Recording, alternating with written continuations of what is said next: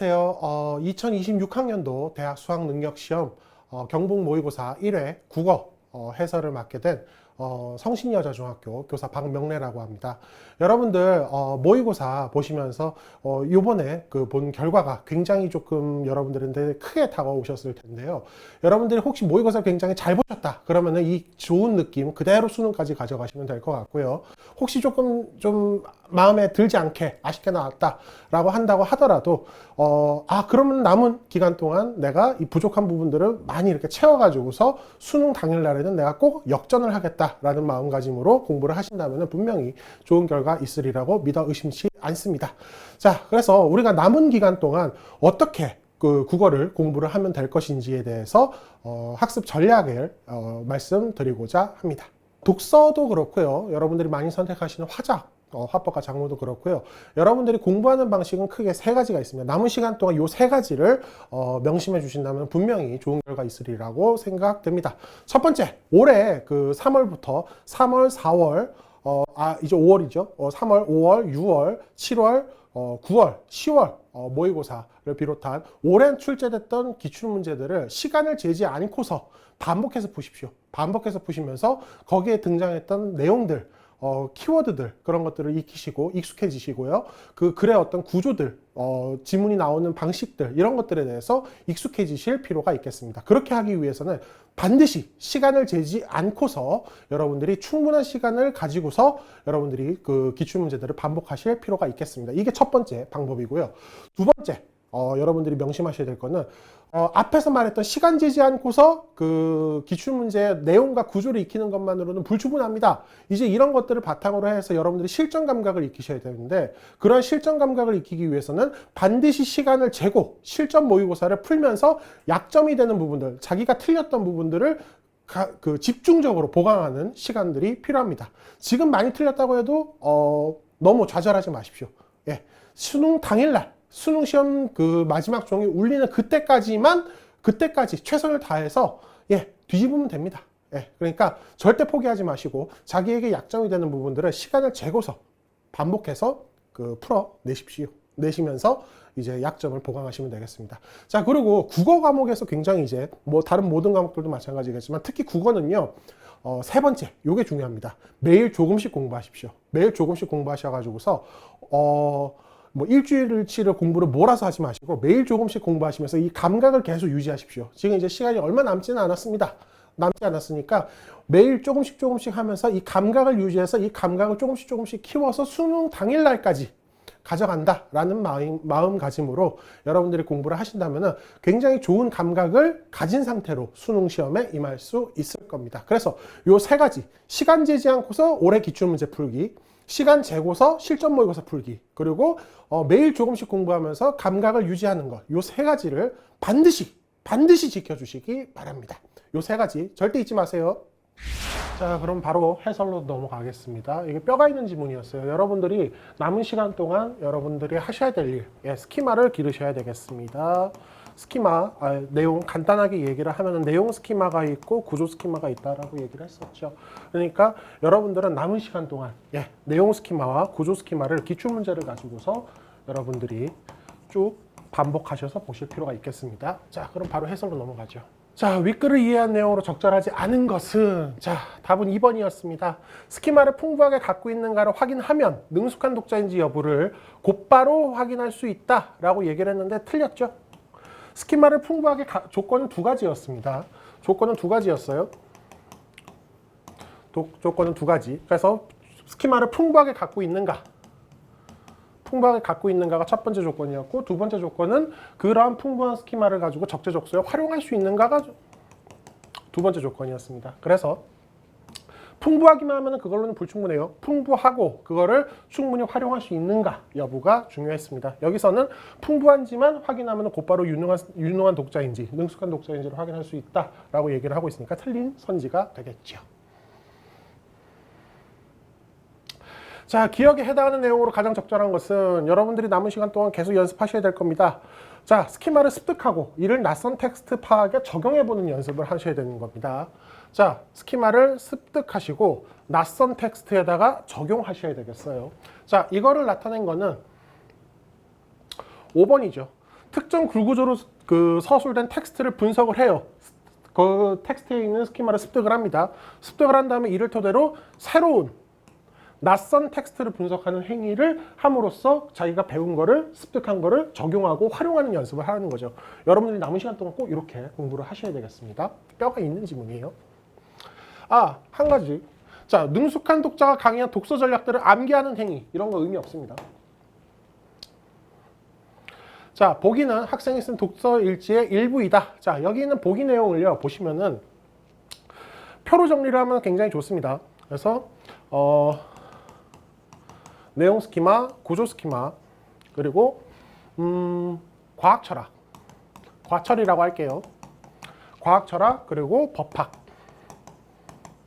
여기서 말하는 나는 내용 스키마 풍부합니다. 과학 철학에 대한 내용 스키마 풍부하고요. 과학 철학에 대한 구조 스키마 풍부합니다. 그런데 법학에 대한 내용 스키마는 뭐 풍부하다고 할 수 있지만 구조 스키마가 풍부하지 않죠.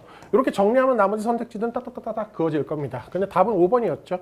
과학 철학 관련 내용 스키마, 과학 철학 관련 내용 스키마를 통해 법학 관련 구조 스키마를 습득할 수 있는지 이러한 여부는 나오지 않았습니다. 지문에 등장하지 않았어요. 내용 스키마와 구조 스키마의 관계에 대해서는 언급한 바가 없습니다. 그래서 답은 5번이었다라는 거. 4번입니다. 가와나에 대한 설명으로 가장 적절한 것은 답은 2번이었습니다. 호이 안 되네. 됐죠. 나는 가와 달리 특정 이론의 한계를 언급한 뒤 이와 다른 관점을 가진 이론, 다른 관점을 가진 이론을 소개하고 있다. 요게 답이었죠. 요거는 여러분들이 그냥 지문을 읽기만 하면은 바로 답이 나오는 부분이라고 할 수 있겠습니다. 되게 쉬운 부분이어서 큰 설명은 필요 없을 것 같고요. 이제 이런 것들이 5번 같은 것들이 조금 어렵죠. 별 내용은 아닌데 사실 여러분들이 눈만 잘 뜨고 있으면 됩니다. 눈만 잘 뜨고 있으면 돼요. 자, 답은 1번이었죠. 왜 틀렸느냐? 여러분들이 판단을 하시기 위해서는요. 여러분들이 여기 있는 내용들을 깊이 있게 선지의 내용을 깊이 있게 파고드실 필요는 없어요. 여러분들이 그 선택지를 보시면서 하셔야 될 일이 뭐냐면요. 답을 가르는 포인트가 뭐냐? 답을 가르는 포인트가 무엇이냐? 요거를 찾는 겁니다. 요게 중요한 거예요. 자, 1번 같은 경우에는 영어는 명사 차원을 뛰어넘어 고드름과 무작위적으로 교환된 표현에 해당한다 라고 하는데, 자, 어느 부분이 틀렸느냐만 발견하면 되는 겁니다. 무작위적으로 교환이 틀렸어요. 무작위적으로 교환하는 것이 아니다 라고 가지문에 나와 있습니다. 정확하게는 여러분들이 이거 보시면서 확인해 보시면 되겠는데, 두 번째 단락에 있어요. 두 번째 단락에 세 번째 줄에 나와 있습니다. 거기 보면은 고드름과 무작위적으로 교환하는 것이 아니다라고 얘기를 하고 있어요. 근데 여기서는 무작위적으로 교환된 표현에 해당한다라고 얘기를 하고 있으니까 틀린 거죠. 딱 이것만 보시면 됩니다. 그래서 여러분들이 남은 시간 동안 연습하셔야 될 거는 답을 가르는 포인트가 무엇이냐, 이제 요거를 좀 찾는 연습을 하셔야겠습니다. 기출문제로 하시면 됩니다. 자, 가의 아리스토텔레스와 나의 레이코프가 모두 동의할 수 있는 진술로 가장 적절한 것은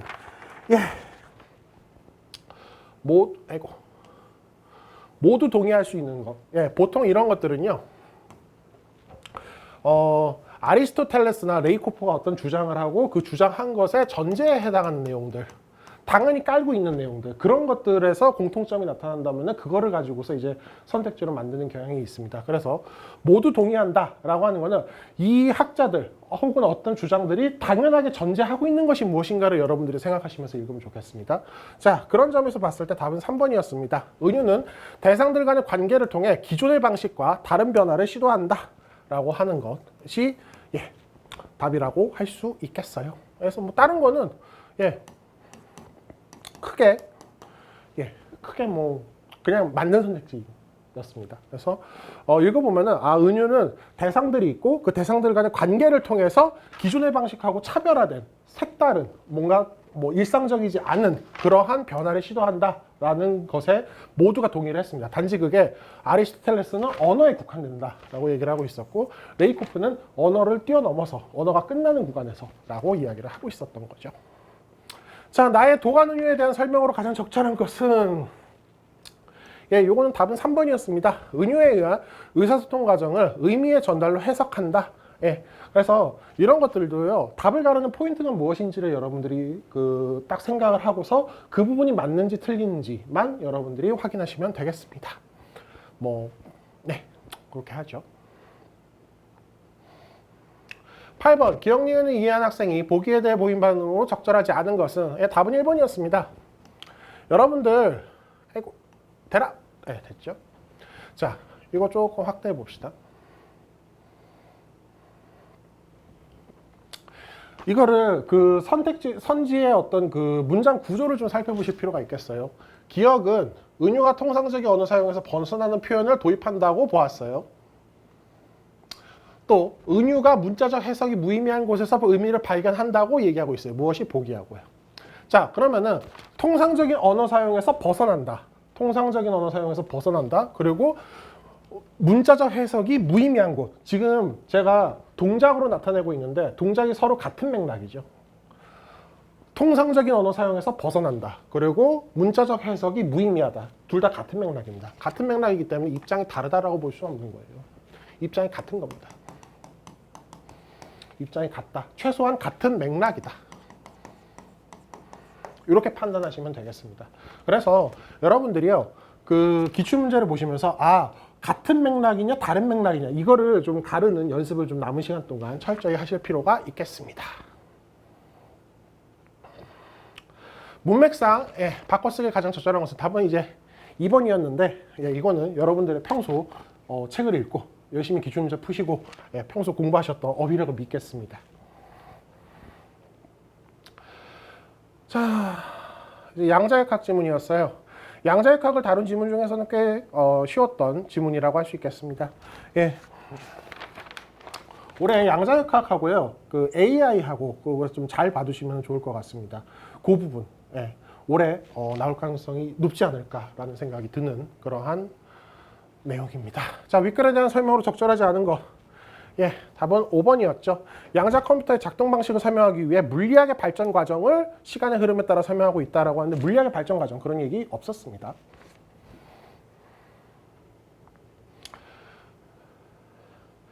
자, 11번 양자 중첩 상태에 대한 이해로 가장 적절한 것은 요거 답이 4번이었죠. 병렬 연산을 가능하게 해서 양자 컴퓨터의 계산 획수를 획기적으로 줄여준다. 지문 보시면 그대로 나와 있습니다. 여러분들 눈만 제대로 뜨고 있으면 볼 수 있는 이런 거에서 틀리시면 안 됩니다. 곤란합니다. 12번 윗글을 이해한 내용으로 적절하지 않은 것은 답은 4번입니다. 공개키 암호 체계를 풀 수 있는 양자 알고리즘이 발견되지 않았다면 고전 컴퓨터의 계산 효율이 양자 컴퓨터보다 더 뛰어날 것이다. 이거 어딨어? 근거는 이제 일단 틀린 지문이죠. 틀린 선택지죠. 자, 공개키 암호는 소인수분해 작성에 기반하고 있는 양자 컴퓨터는 양자 알고리즘의 이를 획기적으로 빠르게 풀어낼 수 있어 기존 암호 체계를 무력할 잠재력을 지니고 있다라고만 얘기하고 있는데, 그러면은 그렇다고 해가지고 이 4번 선택지를 추론할 수 있느냐 없느냐가 문제됐는데요. 추론 못합니다. 추론 못해요. 왜 추론을 못하죠? 이걸 이제 여러분들이 이걸 지문을 가지고서 이 선택지를 추론할 수 있는가, 추론할 수 없는가, 이거를 여러분들이 가늠하실 수 있으셔야 됩니다. 무엇으로? 기출문제로 여러분들이 그걸 하셔야 되겠습니다. 공개키 암호 체계를 풀 수 있는 양자 알고리즘이 발견되지 않았다면요, 그 이유에 대해서는 우리는 아무것도 모릅니다. 어떠한 것도 추론할 수 없어요. 지문에 안 나와 있으니까. 계산 효율이 양자 컴퓨터보다 더 뛰어날 수도 있죠. 근데 아닐 수도 있거든요. 알 수 없습니다. 이런 것들. 추론을 어느 범위까지 해야 타당한 추론이고 어느 범위까지 해야 타당하지 않은 추론인가, 이거를 여러분들이 가늠하는 연습을 끝까지 수능 당일날까지 꼭 연습을 하시기 바랍니다. 13번입니다. 이제 여러분들 현실적으로요, 국어는요 100점 받기가 어렵습니다. 이런 문제 딱 보였는데 내가 이걸 풀 자신이 없다, 이런 걸 찍고 넘어가는 겁니다. 그러다가 다 풀고 나가지고 나중에 시간이 남으면은 이제 와가지고서 이거 가지고서 뭐 5분 10분씩 이제 풀어서 100점을 받거나 아니면 97점 틀려서 97점을 받거나 이제 하면서 마무리 짓는 거죠. 자, 이거는요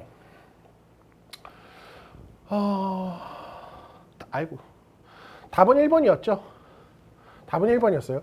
고전 컴퓨터에서 바른 경로를 찾기 위해서는 최대 6번에 걸친 처리 과정을 순차적으로 거쳐야 할 수도 있을 것이다 라고 했는데 6번이 아닙니다. 왜냐? 갈림길 왼쪽 오른쪽 2, 갈림길 2 왼쪽 오른쪽 2, 갈림길 3 왼쪽 오른쪽 2, 이거 다 곱해야죠. 그러면 2 곱하기 2 곱하기 2, 2의 3승이죠. 2의 3승 8입니다. 그래서 최대 8번이에요. 고전 컴퓨터에서는요. 예. 그래서 여러분들이요, 지문에 나와 있는 거를 가지고서 직접적으로 추론하기는 조금 어려웠을 수도 있어요. 근데 여러분들이 평소에 어떤 그 집중력, 그리고 평소에 생각하는 어떤 사고력, 그리고 지문을 바탕으로 해가지고 추론할 수 있는 연습, 이런 것들을 많이 했다면은 6개라고 하는 것이 굉장히 근거 없는 느낌이다라는 거를 직감적으로 좀 파악하실 수가 있을 겁니다. 그래서 여러분들이 이거 갈림길에서 왼쪽 오른쪽이라고 하는 거 2개인데 그럼 이게 갈림길 3개 나오면 8개하고 관련되지 않을까? 이런 식으로 은연중에 추론을 하는 것도 여러분들이 답을 고르는데 상당한 도움이 될 수 있을 겁니다. 이런 식으로 푸는 겁니다.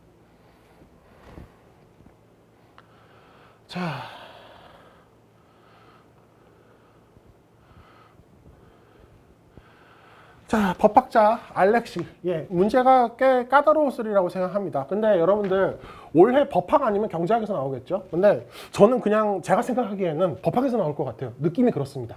예, 수능 특강도 그렇고 뭐 다른 모의고사에서도 그렇고 법학에 대해서 굉장히 많은 부분들이 강조되고 있어서 좀 더 높은 확률로 법학이 나오지 않을까라고 생각하는데 뭐 안 나오면 어쩔 수 없죠. 예, 일단 한번 가보겠습니다.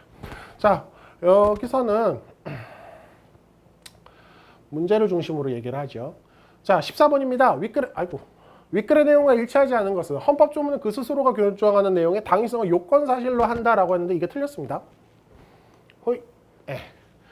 요건 사실로 하지 않습니다. 이거는 정확하게 얘기하면 알 수 없어요.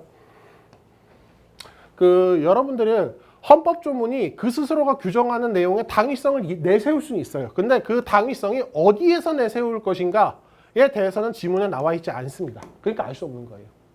만약에 여기 요건 사실 말고 법적 요건으로 한다, 혹은 법적 효과로 한다 라고 여기다가 넣었으면 틀리느냐, 아니 맞느냐, 그것도 아닙니다. 알 수가 없는 거예요. 당위성이 어디에 드러나 있느냐, 알 수 없는 겁니다. 지문에 안 나와 있어요. 안 나와 있어요. 자, 15번입니다. 15번 같은 경우에는 여러분들이 이거를 헌법 제37조 제2항을 여러분들 중학교 3학년 때 여러분들 믿기시지 않으시겠지만 중학교 3학년 때 배우셨어요. 여러분들은 배우셨는데 그냥 상식적으로 여러분들이 좀 알아두시기 바랍니다. 그냥 상식적으로. 자, 사제광고제도가 있었어요. 사제광고제도는요, 근거하고 있습니다. 무엇에? 민법 제764조에. 764조에 근거한 사제광고제도를 할까 말까를 고민하는 과정에 있어서 헌법 제19조와 헌법 제37조 제2항이 충돌했던 겁니다. 그래서 만약에 헌법 19조가 이겼다. 아이고. 자유를 중시하는 헌법 19조가 이겼다라고 한다면, 그게 좀 더 중요하다라고 한다면 더 이상 사제광고제도는 존재할 수 없겠죠. 하지만 헌법 제37조 제2항을 좀 더 중요시 여겼다라고 한다면 사제광고제도는 그 타당성을 제시할 수 있다라고 얘기할 수 있을 겁니다. 자, 그래서 여기 이런 법학에서는요, 어떤 전체적인 구조를 여러분들이 좀 살펴봐 주셨으면 좋겠습니다. 상식적으로 좀 여러분들이 알아두셨으면 좋겠어요.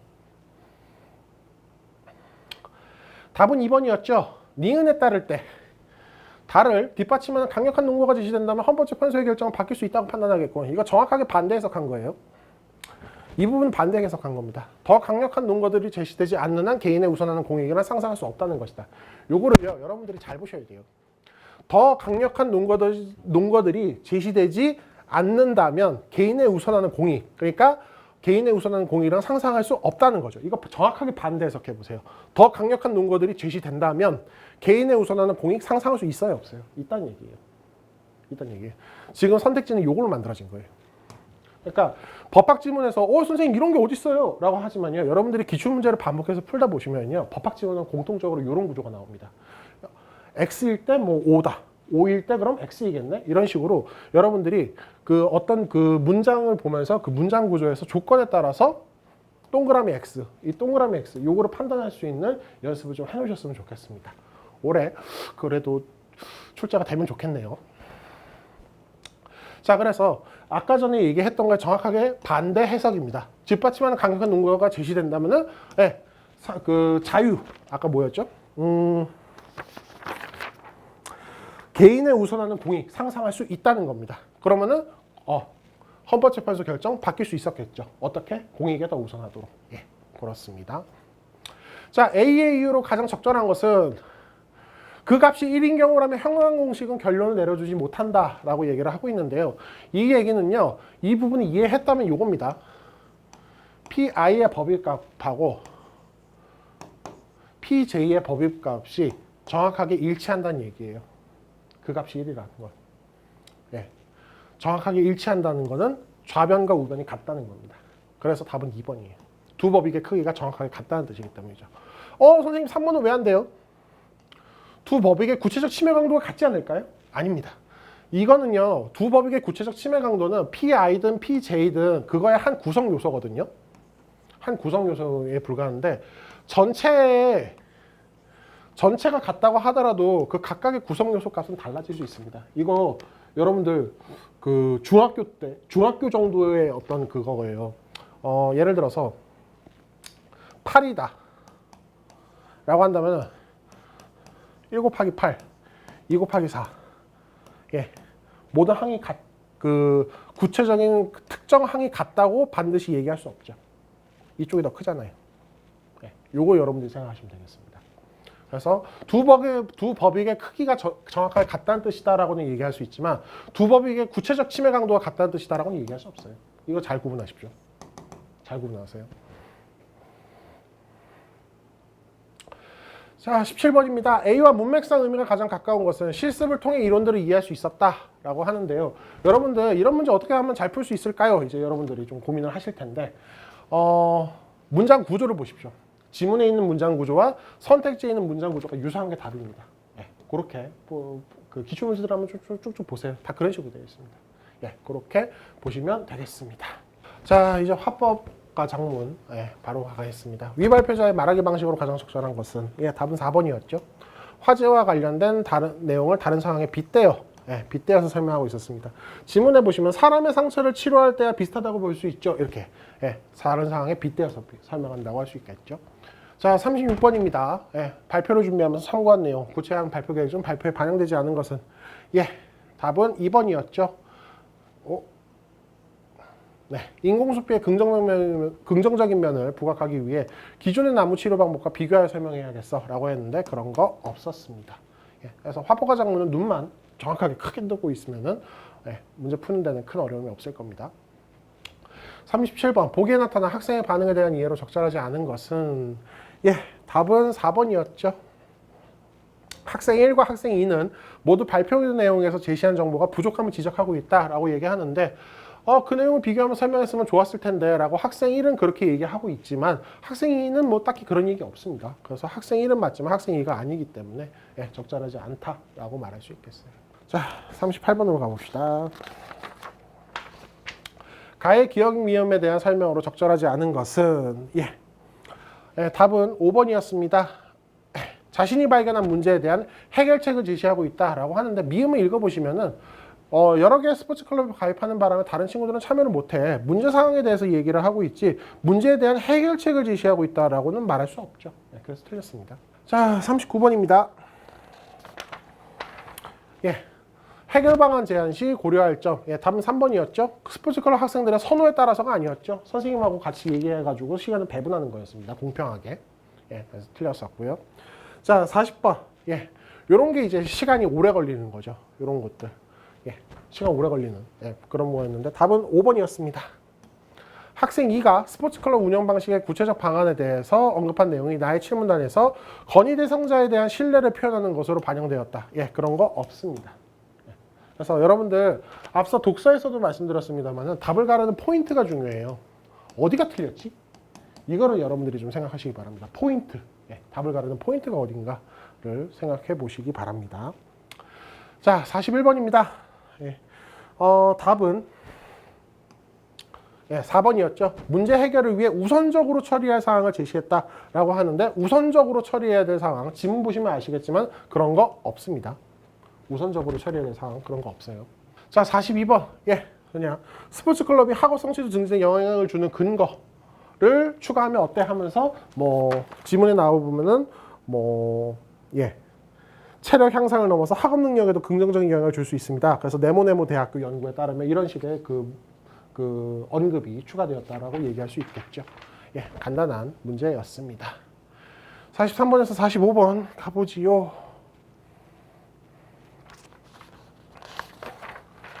43번 학생이 초고에 활용된 글쓰기 방식. 예. 환경보호 효과를 구체적으로 서술했다. 예. 그냥 환경보호 효과를 그냥 환경보호 효과가 있어요 이렇게 얘기하는 것이 아니라 이런 효과 있고 저런 효과 있고 뭐가 어떻고 저떻다 이런 식으로 구체적으로 서술하고 있죠. 예. 답을 주는 그런 문제라고 할 수 있겠어요. 자, 44번 같은 거 끝까지 혹시 이 부분을 놓쳤다면요 여러분들이 이거를 끊어서 보실 수 있으셔야 됩니다. 조건에 따라서 끊어서 보실 수 있으셔야 되겠어요. 자, 글을 마무리할 때는 신소재 기술의 의의를 제시해야 됩니다. 이게 첫 번째 조건이에요. 그 다음에 학생들의 관심을 촉구하는 내용을 써야겠어요. 이게 두 번째 조건이에요. 그래서 두 가지 조건을 모두 다 만족하는 선택지를 고르는 것이 전략이라고 할 수 있겠습니다. 그래서 답은 1번이었죠. 다양한 신소재 기술은 탄소 배출을 줄이고 미세먼지를 감소시켜 건강한 지구를 만드는 데 중요한 역할을 한다. 신소재 기술의 의의가 이거구나. 미래를 살아갈 청소년의 신소재에 대한 관심과 이해가 그 어느 때보다 중요하다. 학생들의 관심을 촉구하고 있구나. 두 가지 조건은 모두 만족하죠. 그럼 밑에 거 더 볼 거 없습니다. 자, 45번입니다. 자료 활용 방안으로 적절하지 않은 거. 요거는요, 여러분들 답을 좀 보시면서